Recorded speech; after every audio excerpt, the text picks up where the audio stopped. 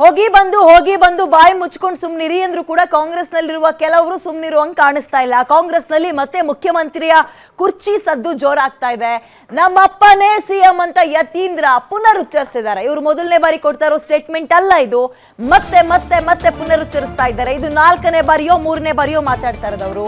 ಸುವರ್ಣಸೌಧದಲ್ಲಿ ಯತೀಂದ್ರ ಅವರ ಈ ಮತ್ತೊಂದು ಸಲ ಕೊಟ್ಟಂತಹ ಸ್ಟೇಟ್ಮೆಂಟ್ ಹಲ್ಚಲ್ ಎಬ್ಸಿದೆ.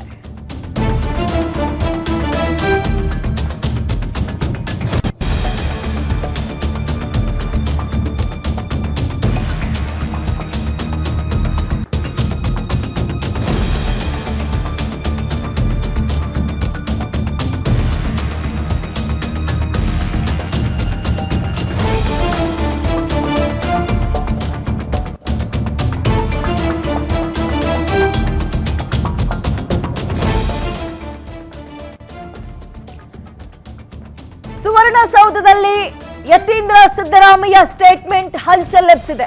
ಯತೀಂದ್ರ ಸ್ಟೇಟ್ಮೆಂಟ್ ನಮ್ಮಪ್ಪನೇ ಫುಲ್ ಟೈಮ್ ಸಿಎಂ ಅಂತ ಹೇಳ್ತಾ ಇರೋದು. ಮತ್ತೆ ರಾಜ್ಯದಲ್ಲಿ ನಾಯಕತ್ವ ಬದಲಾವಣೆ ಇಲ್ಲವೇ ಇಲ್ಲ, ನಾಯಕತ್ವದ ವಿಚಾರದಲ್ಲಿ ಯಾವುದೇ ರೀತಿಯ ಗೊಂದಲ ಇಲ್ಲ, ಬದಲಾವಣೆಯೂ ಇಲ್ಲ ಅಂತ ಹೈಕಮಾಂಡೇ ಹೇಳಿದೆ ಅಂತ ಯತೀಂದ್ರ ಪುನರುಚ್ಚರಿಸಿದ್ದಾರೆ.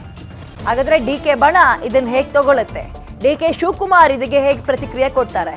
ಹಾಗಾದ್ರೆ ಬದಲಾವಣೆ ಇಲ್ಲವೇ ಇಲ್ಲ ಅನ್ನುವಂಥದ್ದನ್ನ ಯತೀಂದ್ರ ಅವ್ರಿಗೆ ಕರೆದು ಮಾತ್ರ ಹೈಕಮಾಂಡ್ ಹೇಳ್ತಾ ಅದು ಡಿ.ಕೆ. ಬಣಕ್ಕೆ ಗೊತ್ತಿಲ್ವಾ? ಹಾಗಾದ್ರೆ ಡಿ.ಕೆ. ಬಣಕ್ಕೆ ಬಿಸಿ ತುಪ್ಪ ಉಗ್ಲಂಗೂ ಇಲ್ಲ, ನುಂಗಂಗೂ ಇಲ್ಲ, ಹಂಗಾಗ್ತಾ ಇದೆ.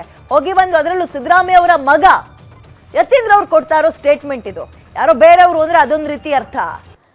ಇವರೇ ಈ ರೀತಿಯ ಸ್ಟೇಟ್ಮೆಂಟ್ ಕೊಡ್ತಾ ಇರೋದ್ರಿಂದ ನೋಡಿ, ಕಾಂಗ್ರೆಸ್ನಲ್ಲಿ ಇತ್ತೀಚೆಗೆ ಈ ನೋಟಿಸ್ ಕೊಡುವ ರೂಢಿಯನ್ನ ಸ್ವಲ್ಪ ಜಾಸ್ತಿ ಮಾಡ್ಕೊಂಡಿದ್ದಾರೆ. ಆದ್ರೆ ಯತೀಂದ್ರ ಅವರು ಏನೇ ಸ್ಟೇಟ್ಮೆಂಟ್ ಕೊಡ್ಲಿ ಅದಲ್ಲೇ ಜಾರ್ಕೊಳ್ತಿದ್ದಾರೆ. ಬಿಕಾಸ್ ಆಫ್ ಅವರಪ್ಪ ಸಿಎಂ ಸಿದ್ದರಾಮಯ್ಯ ಅವರ ಮಗ ಅಂತ. ಬ್ರೇಕ್ಫಾಸ್ಟ್ ಮೀಟಿಂಗ್ ಮಾಡಿದ್ರು.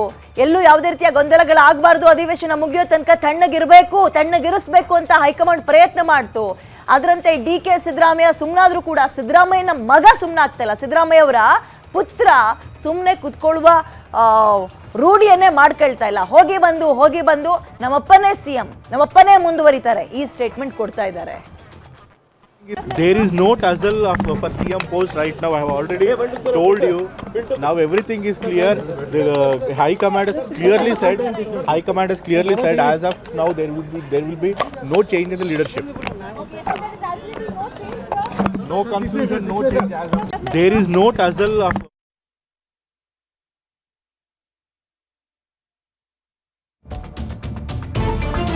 ಯತೀಂದ್ರ ಸಿದ್ದರಾಮಯ್ಯ ಸ್ಟೇಟ್ಮೆಂಟ್ಗೆ ಡಿ.ಕೆ. ಶಿವಕುಮಾರ್ ಬಣ ಫುಲ್ ಗರಂ ಆಗಿದೆ. ಈಗ clearly shed, high command is clearly shed, ಈ ಪದವನ್ನು ಬಳಸಿದ್ದಾರೆ ಯತೀಂದ್ರ ಅವರು. ಅಂದ್ರೆ ಸ್ಪಷ್ಟವಾಗಿ ಹೇಳಿದೆ ಹೈಕಮಾಂಡ್, ಯಾವುದೇ ರೀತಿಯ ಬದಲಾವಣೆ ಇಲ್ಲ ಅಂತ.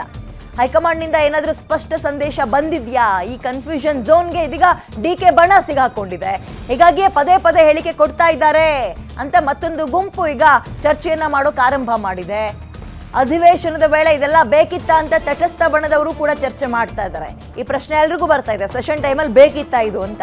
ವಿಧಾನಸಭೆಯ ಮೊಗಸಾಲಿಯಲ್ಲಿ ಈ ಬಗ್ಗೆ ಶಾಸಕರ ನಡುವೆಯೇ ಗುಸು ಪಿಸು ಆರಂಭ ಆಗಿದೆ. ಏನಿರ್ಬೋದು ಅಂತ. ಯತೀಂದ್ರ ಸಿದ್ದರಾಮಯ್ಯ ಸ್ಟೇಟ್ಮೆಂಟ್ಗೆ ಡಿ.ಕೆ. ಶಿವಕುಮಾರ್ ಬಣ ಫುಲ್ ಗರಂ ಆಗಿದೆ. ಯಾಕಂದ್ರೆ ಅವ್ರಿಗೂ ಕೂಡ ಡಿ.ಕೆ. ಶಿವಕುಮಾರ್ ಸಿಎಂ ಆಗಬೇಕು, ಒಂದು ಬದಲಾವಣೆ ಆಗಬೇಕು ಕಾಂಗ್ರೆಸ್ನಲ್ಲಿ ಅಂತ. ಮತ್ತೊಂದು ಕಡೆ ಸಿದ್ದರಾಮಯ್ಯ ಬಣದಿಂದ ಅವರೇ ಮುಂದುವರಿಬೇಕು ಅಂತಿತ್ತು. ಇವೆಲ್ಲವನ್ನ ಸದ್ಯಕ್ಕೆ ಸುಮ್ಮನಿರಿ, ನಾವು ಡಿಸಿಷನ್ ತಗೊಳ್ತೀವಿ, ಅಲ್ಲಿ ತನಕ ಕೈಕಟ್ಟು ಬಾಯಿ ಮುಚ್ಚನ್ನೋ ಪರಿಸ್ಥಿತಿಯಲ್ಲಿ ನೀವು ಇರಬೇಕು, ಸೆಷನ್ ಅನ್ನ ಕಂಪ್ಲೀಟ್ ಆಗಿ ಗಂಭೀರವಾಗಿ ಮಾಡ್ರಿ ನೀವು ಅಂತ ಹೈಕಮಾಂಡ್ ಹೇಳಿತ್ತು. ಆದ್ರೆ ಯತೀಂದ್ರ ಸಿದ್ದರಾಮಯ್ಯ ಅವರು ಸುಮ್ಮನಿರೋಂಗ್ ಕಾಣಿಸ್ತಾನೆ ಇಲ್ಲ. ಹೈಕಮಾಂಡ್ ಇಸ್ ಕ್ಲಿಯರ್ಲಿ ಸೆಡ್, ಸ್ಪಷ್ಟವಾಗಿ ಹೇಳಿದೆ ಕಾಂಗ್ರೆಸ್ನ ಹೈಕಮಾಂಡ್, ಯಾವುದೇ ರೀತಿಯ ಬದಲಾವಣೆ ಇಲ್ಲ ಅಂತ. ಹಾಗಾದ್ರೆ ಸಿದ್ದರಾಮಯ್ಯ ಅವ್ರನ್ನ ಅಥವಾ ಸಿದ್ದರಾಮಯ್ಯ ಅವರ ಮಗನನ್ನ ಕರೆದು ಈ ಚರ್ಚೆಯನ್ನ ಮಾಡಿದಾರ, ಅಥವಾ ಯಾರು ಖರ್ಗೆ ಅವರು, ವೇಣುಗೋಪಾಲ್ ಇವ್ರುಗಳನ್ನ ಕರೆಸಿ ಏನಾದರೂ ಇವ್ರಿಗೆ ಮೆಸೇಜ್ ಪಾಸ್ ಮಾಡಿದಾರಾ? ಡಿ.ಕೆ. ಬಣಕ್ಕೆ ಅದು ಗೊತ್ತಿಲ್ವಾ? ಏನಾಗ್ತಾ ಇದೆ ಕಾಂಗ್ರೆಸ್ ಪಾಳ್ಯದಲ್ಲಿ? ಮೋರ್ ಡೀಟೇಲ್ಸ್ ನನ್ನ ಕಲಿಗ್ ಮಾರುತಿ ನೀಡ್ತಾರೆ. ಮಾರುತಿ, ಸುಮ್ನಿರಿ ಅಂದ್ರೂ ಕೂಡ ಯತೀಂದ್ರ ಸಿದ್ದರಾಮಯ್ಯ ಅವರು ಸುಮ್ನಿರೋ ಲಕ್ಷಣಗಳು ಕಾಣಿಸ್ತಾ ಇಲ್ಲ. ಬಟ್ ಈ ಸಲ ಬಹಳ ಸ್ಪಷ್ಟವಾಗಿ ಹೇಳಿರೋದವರು, ಹೈಕಮಾಂಡ್ ತುಂಬಾ ಸ್ಪಷ್ಟವಾಗಿ ಹೇಳಿದೆ, ಮುಂದಿನ 2.5 ವರ್ಷಗಳು ಯಾವುದೇ ರೀತಿಯ ಬದಲಾವಣೆ ಇಲ್ಲ ಅಂತ ಕಡ್ಡಿ ತುಂಡು ಮಾಡ್ದಂಗೆ ಹೇಳಿದ್ದಾರೆ. ಹಾಗಾದ್ರೆ ಹೈಕಮಾಂಡ್ ಸ್ಪೆಷಲ್ ಆಗಿ ಸಿದ್ದರಾಮಯ್ಯ ಬಣಕ್ಕೆ ಅಥವಾ ಯತೀಂದ್ರ ಸಿದ್ದರಾಮಯ್ಯ ಅವ್ರಿಗೆ ಏನಾದರೂ ಮೆಸೇಜ್ ಪಾಸ್ ಮಾಡಿದ್ಯಾ? ಯಾಕಿಂತ ಸ್ಟೇಟ್ಮೆಂಟ್ಗಳನ್ನು ಕೊಡ್ತಾ ಇದ್ದಾರೆ? ಸುಮ್ಮನಿದ್ದ ನೀರನ್ನ ಕದಡುವ ಕೆಲಸ ಯತೀಂದ್ರ ಸಿದ್ದರಾಮಯ್ಯ ಅವ್ರ ಕಡೆಯಿಂದ ಆಗ್ತಾ ಇಲ್ವಾ ಸೆಷನ್ ಟೈಮ್ನಲ್ಲಿ? ವಿವರಿಸೋದಾದ್ರೆ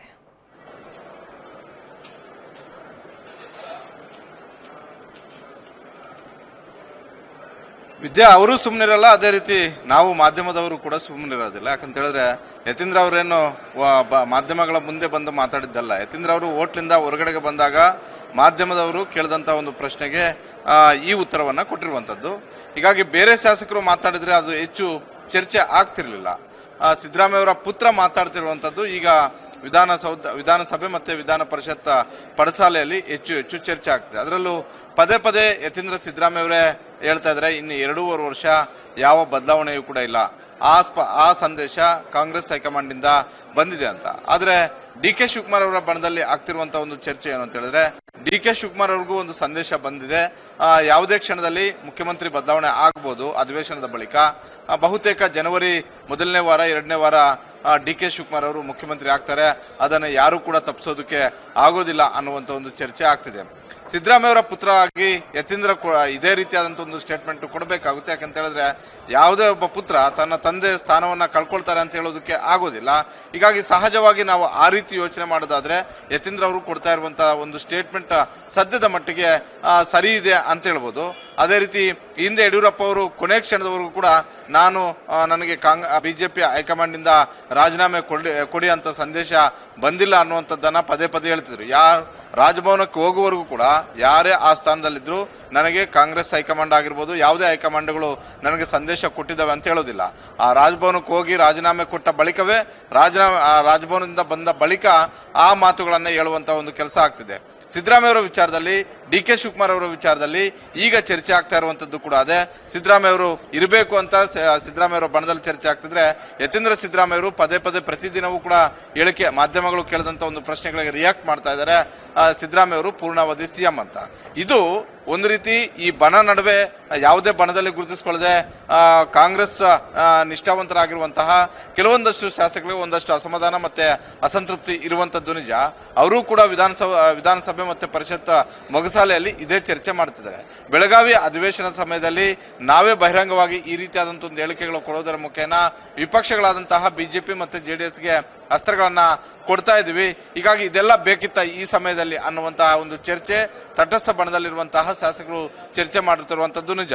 ಆದರೆ ಯತೀಂದ್ರ ಸಿದ್ದರಾಮಯ್ಯ ಅವರ ಸ್ಟೇಟ್ಮೆಂಟ್ ಒಂದು ರೀತಿ ಇಶ್ಯೂಗಳ ಡೈವರ್ಟ್ ಗೋಸ್ಕರವೂ ಮಾಡ್ತಿರ್ಬೋದು. ಅದೇ ರೀತಿ ಒಂದು ಬಣದವರು ಏನು ಪದೇ 8ನೇ ತಾರೀಕು 9ನೇ ತಾರೀಕು ಡಿ ಕೆ ಶಿವಕುಮಾರ್ ಅವರು ಮುಖ್ಯಮಂತ್ರಿ ಆಗ್ತಾರೆ ಅನ್ನುವಂಥ ಒಂದು ಹೇಳಿಕೆಗಳು ಕೊಡ್ತಿದ್ದಾರೆ. ಅದಕ್ಕೆ ಟಕ್ಕರ್ ಕೊಡುವಂಥ ಒಂದು ರೀತಿಯಲ್ಲೂ ಕೂಡ ಇದನ್ನ ಅವರು ಅರ್ಥೈಸ್ಕೊಳ್ತಾ ಇರ್ಬೋದು. ಹೀಗಾಗಿ ಯತೀಂದ್ರ ಸಿದ್ದರಾಮಯ್ಯ ಅವರ ಒಂದು ಹೇಳಿಕೆ ಬೆಳಗಾವಿ ಅಧಿವೇಶನದಲ್ಲಿ ಬೇರೆ ಚರ್ಚೆಗಳು ಏನಾಗಬೇಕಾಗಿತ್ತು, ಅದು ಮಾಧ್ಯಮಗಳಲ್ಲಾಗಿರ್ಬೋದು, ಸಾರ್ವಜನಿಕರಲ್ಲಾಗಿರ್ಬೋದು, ವಿಧಾನಸಭೆ ಒಳಗಡೆ ಆಗಿರ್ಬೋದು, ಉತ್ತರ ಕರ್ನಾಟಕ ಭಾಗದ ಹೆಚ್ಚು ಸಮಸ್ಯೆಗಳ ಬಗ್ಗೆ ಚರ್ಚೆ ಆಗಬೇಕಾಗಿತ್ತು. ಅದನ್ನ ಬಿಟ್ಟು ಬೇರೆಲ್ಲವೂ ಕೂಡ ಆಗ್ತಿದೆ. ಅದರಲ್ಲೂ ಕಾಂಗ್ರೆಸ್ ನಾಯಕತ್ವದ ಬಗ್ಗೆ ಹೆಚ್ಚು ಚರ್ಚೆ ಆಗ್ತಿದೆ. ಇದನ್ನ ಬಿಜೆಪಿ ಅವರು ಕೂಡ ಅವ್ರ ಪಡಸಾಲೆಯಲ್ಲೂ ಚರ್ಚೆ ಮಾಡ್ತಿದ್ದಾರೆ. ವಿಧಾನಸಭೆಯ ಒಳಗಡೆ ಇದನ್ನೇ ನಾಯಕತ್ವದ ವಿಚಾರವನ್ನ ಪದೇ ಕೆದಕುವಂತ ಒಂದು ಕೆಲಸ ಆಗ್ತಿದೆ. ಬಹುತೇಕ ಈ ಬಾರಿ ಉತ್ತರ ಕರ್ನಾಟಕ ಅಧಿವೇಶನ ಬಹಳಷ್ಟು ಸುಗಮವಾಗಿ ನಡೀತಾ ಇದೆ. ಈ ಸಂದರ್ಭದಲ್ಲಿ ಉತ್ತರ ಕರ್ನಾಟಕದ ಭಾಗದ ಸಮಸ್ಯೆಗಳ ಬಗ್ಗೆ ಹೆಚ್ಚು ಚರ್ಚೆ ಮಾಡಬೇಕಾಗಿತ್ತು ಮೂರು ಪಕ್ಷದವರು ಕೂಡ. ಆದರೆ ನಾಯಕತ್ವ ವಿಚಾರಕ್ಕೆ ಸಂಬಂಧಪಟ್ಟಂತೆ ಒಂದು ಪಕ್ಷದ ನಾಯಕತ್ವದ ವಿಚಾರವನ್ನ ವಿಧಾನಸಭೆಯ ಒಳಗಡೆ ಪದೇ ಪ್ರಸ್ತಾಪ ಮಾಡುವಂತದ್ದು, ಪದೇ ಇದನ್ನೇ ಕೆದಕುವಂತ ಒಂದು ಕೆಲಸವೂ ಕೂಡ ವಿಪಕ್ಷಗಳು ಮಾಡ್ತಾ ಇದ್ದಾವೆ.